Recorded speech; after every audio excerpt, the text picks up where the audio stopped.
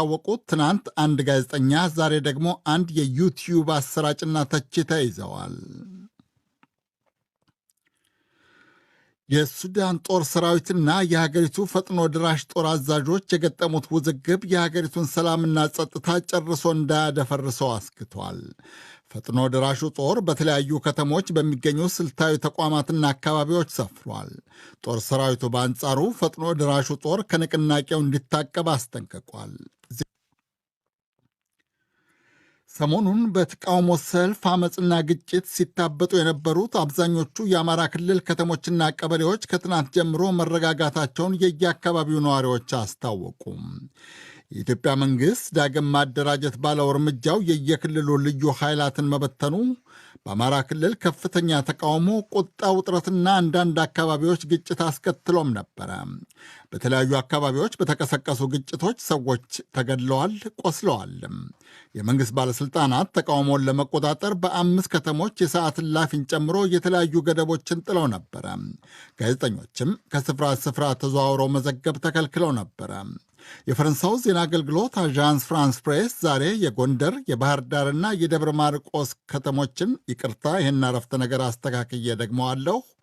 የፈረንሳው ዜና አገልግሎት አዣንስ ፍራንስ ፕሬስ ዛሬ የጎንደር፣ የባህር ዳርና የደብረ ብርሃን ከተሞች ነዋሪዎችን አነጋግሮ እንደዘገበው ግን በየአካባቢው የመስሪያ ቤቶች፣ የአገልግሎት መስጫ ተቋማትና የትራንስፖርት አገልግሎት ወደ ነበረበት እየተመለሰ ነው።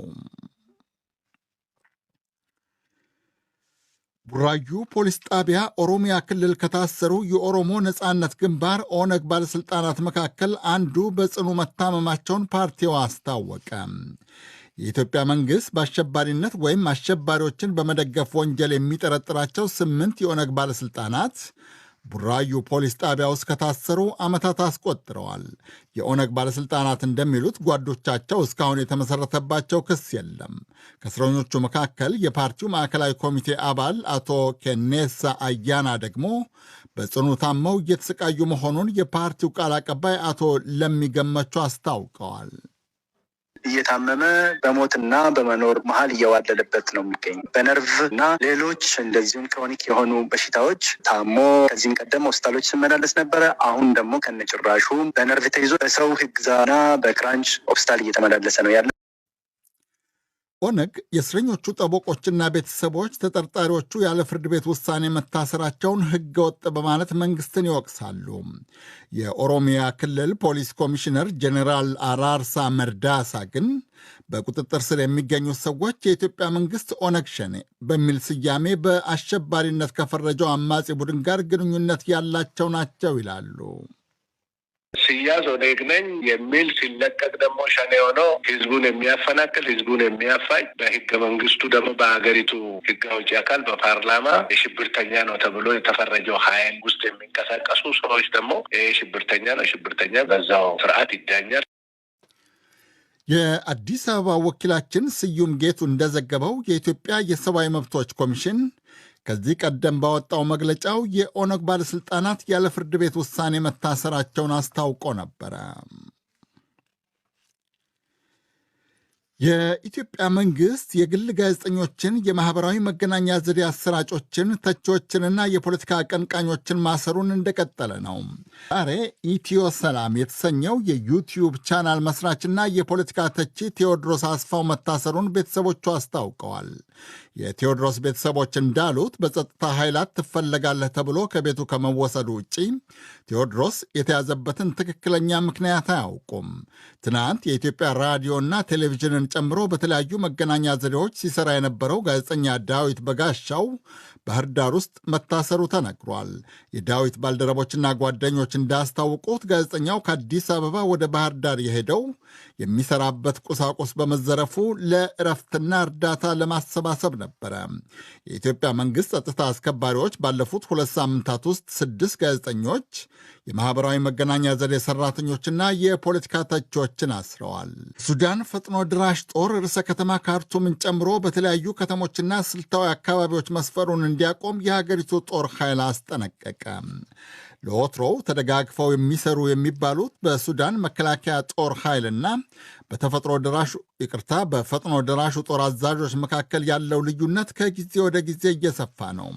የሱዳን ወታደራዊ መንግሥት በፕሬዝደንትነትና ምክትል ፕሬዝደንትነት የሚመሩት የሀገሪቱ ጦር ኃይል አዛዥ ጀኔራል አብዱልፈታህ አልቡርሃንና የፈጥኖ ደራሹ ጦር አዛዥ ጀኔራል መሐመድ ሐምዳን ዳጋሎ ወይም ሐሚቲ ወታደራዊ መንግሥት ሥልጣኑን ለሲቪል ፖለቲከኞች እንዲያስረክብ ስልትና ጊዜ ላይ አልተስማሙም።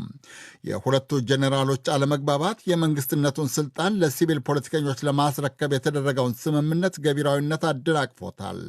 ትናንት ደግሞ የፈጥኖ ደራሹ ጦር ስልታዊ አካባቢዎች መስፈሩ ውጥረቱን አባብሶታል።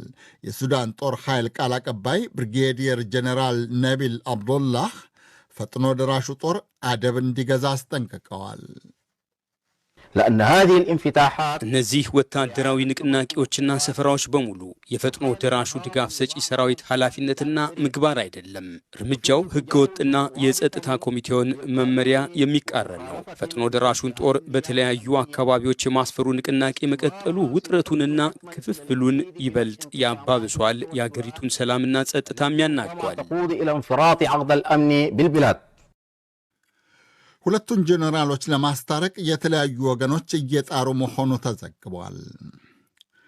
የኮሪያ ልሳነ ምድርና የታይዋን ሰርጥ ወታደራዊ ፍጥጫና ንቅናቄ እየተባባሰ ነው።